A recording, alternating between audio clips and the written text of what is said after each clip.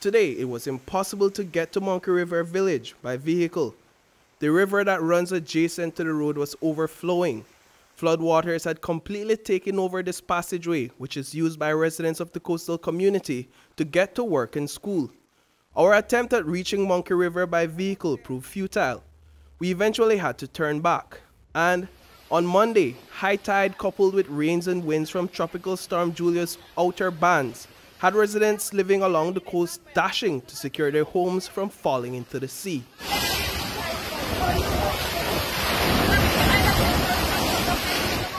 At the seafront, yeah, there was I think they never feel too happy because the sea was lashing this at their house, and the tide come up very high, and that's only the high tide from sea, with the weight from the one we come down from the river. So I figure we got our next high tide because the river is supposed to full right now, right? With all their efforts, residents were unable to stop this wooden structure from collapsing into the sea. Over time, the land beneath the house had significantly eroded, and what remained was no match for the high tide and rough sea conditions. It's the erosion cause that. I mean, every day the erosion is coming in more to the community, right? Because nothing to stop the sea from hit the beach, right? I don't know if you may know Miss Eleanor Stanley, our house. The house was considered a landmark by those in the village. One social media user noted that the large balcony facing the sea allowed residents to watch the fisher's boat head out to the fishing grounds and come back home after a long day. With no entrance and exit by land to and from the community currently, residents are traveling solely by boat. But this mode of transportation is expensive due to the high cost of fuel. We road as, upgrade none at all. Kids that go to high school, and I don't know how they will reach now because nothing the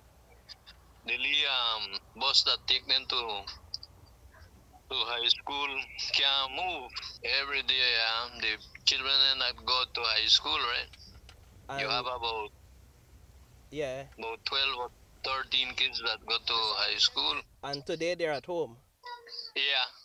No, I think that when someone take them through sea, but that is a big expense. Parents take their children to school to Mango Creek in boat, right? Because the fuel is also expensive. Castellanos, like many of the villagers living along the coastal community, is pleading for assistance in mitigating this growing problem of coastal erosion. And we hope and we wish that they could bring some rocks and or some bolas and throw along the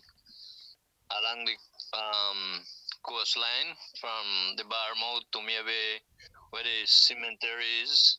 Some people are suggesting that it is time for residents in Monkey River to evacuate that community, to altogether leave the community. What do you say to that?